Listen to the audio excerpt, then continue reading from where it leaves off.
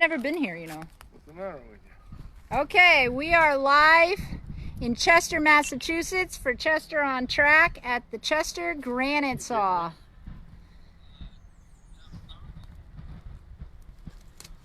I'm gonna walk by you. Yep. I'm here with hike leaders Kim, Karen, and Dave Pierce of the Chester Railway Museum.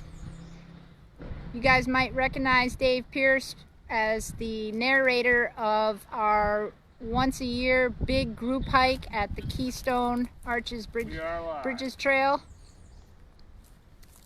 And Dave is going to give us some information exactly what we're looking at this giant saw. Take a look at Karen, and now you can see how big this thing really is. That's spectacular. So Dave, you want to say something to us? We are live on Facebook. Hello folks, we're doing this segment outside, the last two segments, because it's been so nice. Got some more trees for you, for those that are waiting for that later on. This is the Granite Saw, we call it, here in Chester. Belonged to the Hudson and Chester Granite Company. It was really one of the first things like this anywhere. They put Chester way ahead of Vermont and Georgia in the granite industry, because it's all about cutting it. That's the big thing. So these guys invented this saw. It's not diamond tips or anything, but they're removable tips. You can see they're welded on there. They would change them from time to time. You can see the clutch in the middle. There's a big, where the belt was. Where was the belt? The belt was up here at the top? The last big wheel. Oh, I see. The belt would hook on there it is. Yep, Over here on this pad, okay. You can see there was a Fairbanks Morse diesel engine that was at least as tall as that tower there, the dust collector. And that had a belt that went on there, and then in the middle is your clutch. You pull that handle and you could stop the saw. And this one here, this is this little railroad car that this is sitting on. You can see the wheels there. Okay. And that's what they did. They winched the cars through the saw. Oh, I see it. The saw didn't move, but the cars moved. Today they have saws, but the saws move. But this was the first. So the block right here, this is how it would run through the saw. Yeah, they correct? always left it in. And you could actually see, if you look over here a little bit, let's come over that here. was a solid block. It was there for many years. Oh, the other side laying there. Okay, I see it. For yeah. many years it sat there, and then it got filled with frost and ice, and the thing finally popped open and fell off. But it was there for at least 20 years when I first saw it before it did that. So this was all inside of a building, big plant. There was other buildings. Down in this little dip over here is where the railroad tracks came. They came right across the street from where the station is now, in this little pit, so that the top of the flat cars were just about even with this work area. There was a 150-foot derrick pole over here where they used to lift the stone off of the... There was a derrick here? Yeah. Wow.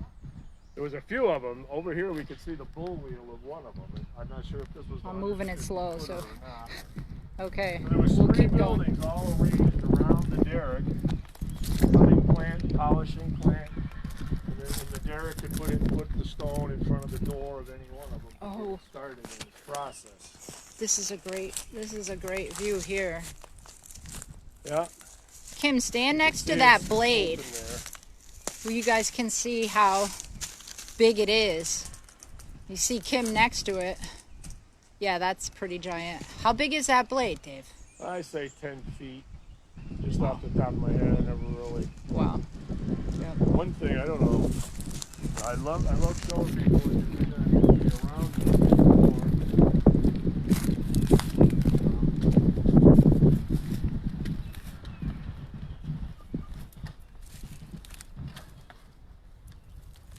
Can you follow me over here? I'm gonna follow you. I'm climbing on the... Left. Oh, look at this. Completely gone. Wow. Almost. Okay, so guys, see where I'm standing on here? If I walk on this slab, is it gonna move? I don't think so. Dave says I don't think so. Okay, I'm gonna give it a shot. There's Kim. Okay, I'm walking through the saw, guys. I always love this, and unfortunately, we're losing it. It's part of You know, Okay, what yep. happens, but see that those two wheels over there, Okay. and that belt, what's left of it, you can just see it's made out of all those little blocks of wood that are bolted to the belt. Can you tell that those little blocks of wood are there I see them. on the wheels? Yes. That used to go right across when I first saw this saw. And that was designed to break. So if there was any pressure and the saw got stopped or anything, that would break and Right. stop the saw. Right. So it's kind of a safety. I always thought it was really It had cool. to have some sort of safety because with a saw blade that's 10 feet in diameter, Yeah, it's pretty primitive. that's how they did it. So what year did they use this saw, Dave? This ended in 1940. I'm told it's when the building burned down. 1940, the building broke down, Burned. burned down. But this enormous saw blade.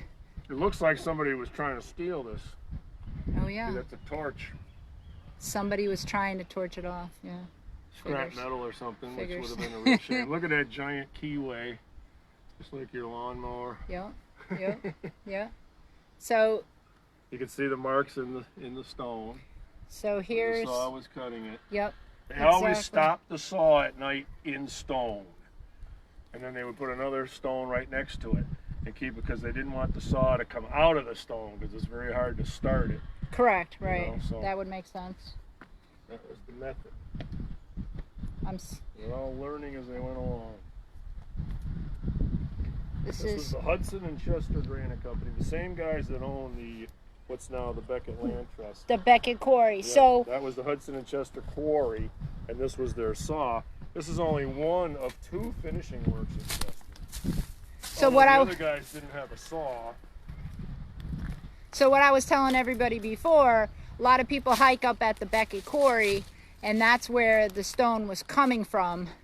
And then the Chester Beckett Railroad, it brought it down here to the center of Chester and the Chester Railway Station to this saw, and that's where they cut the granite.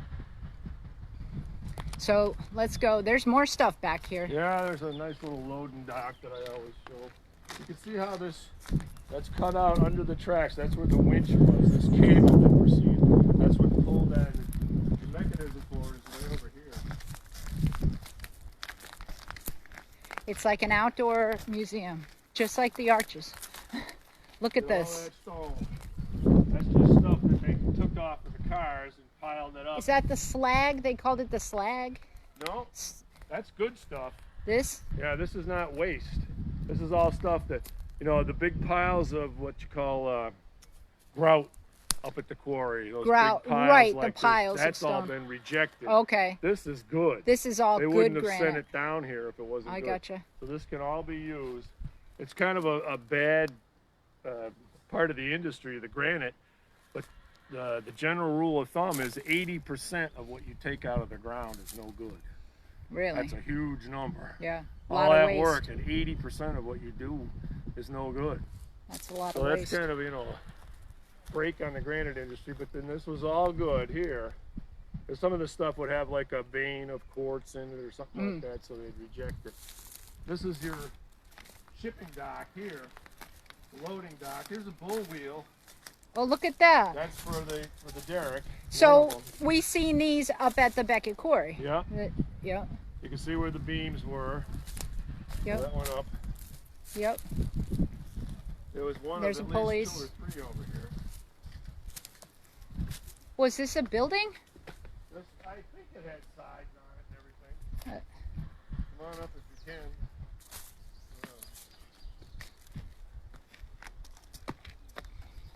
This is stuff that was, this is where you ship from after everything.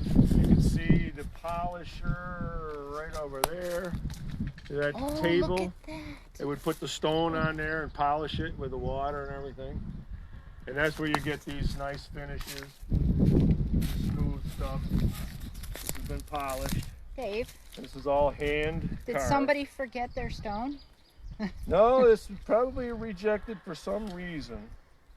Look at that. And then, you know, they would just polish it off again. Or maybe it was here on the day the place burned down. Well, that's 1923, so I guess not. No. But they could use it over again. Okay. There was a couple of them. So like these long, tall ones. This one here, you can clearly see what was wrong with it. Hold on, we'll go look at this one. See, these last two letters kind of came out lousy for some reason. So this was rejected. Yeah, so that's This is here. They rejected would just granite. polish it off again, make another stone out of it. This is all hand carved in these days. Now they got pneumatics, you know, and Right? all that stuff, but this was hand done. So what else was made here besides, you know, the obvious, the cemetery stones? Well, every once in a while there was a building, but they didn't come along all the time. The gravestones were the bread and butter. That was 90% of their income.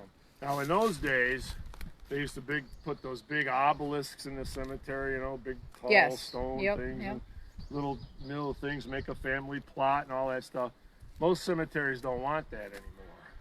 They want to be able to mow over everything, so Right. they want everything in the ground. Flat. So that's, Flat, you're yeah. losing a lot on that, and Yep. I'm not sure how many people would spend God knows how much to put up a big obelisk today anyway. Right? Right? I like these. Yeah. I mean, there's a lot of work to it. Yeah. I don't know exactly how many guys they had employed here, but they were pretty busy. You know, like I said, it was one or two. There was another finishing works up by the roundhouse that was run by the Finns. Right. A lot of Finns came here to That's cut where stone. we're gonna go Facebook Live over at the Roundhouse Roundhouse, next. okay. Yeah, we're gonna go to the So Roundhouse that and the will Coal probably Tower. just cut to you. Yeah, we'll go over there. So, So that's the general yep. layout of the saw here. Very interesting. Thank you, Dave. Send us back to some recorded footage. So, this is the Chester Granite Saw. We are Western Mass Hilltown hikers. Us and Dave with the Chester Railway Museum are going to be live all day today, most likely till 6 o'clock. And we're going to try to bring you as much Chester history as possible today. We also have 10 self-guided hikes today. They are all at Facebook events, also on the website. And from what I've seen so far, we spent the morning at the Keystone Arches. The trailheads are quite full. So I'm glad everybody's coming out, take a look at Chester and see what we have to offer. This is a one-stop shop for a lot of history here in the hill towns. And of course, the beauty of our natural resources. And if you want to get something to eat, Carm's restaurant does curbside pickup. So you guys that are out here hiking all day, you can get something to eat. Also, Blue Note. Google on your phone, Blue Note or Carm's in Chester, carmsinchester.com. And you can get something to eat. Yeah, I'm not, you know, this is a good thing, okay? We work together. We're a small town, and we're trying to bring you, for 30 years, we've done Chester on Track in person, and this is the first year that we can't do it in person. So this is the big reason why we're doing it virtually for you this year. We refuse to cancel it altogether.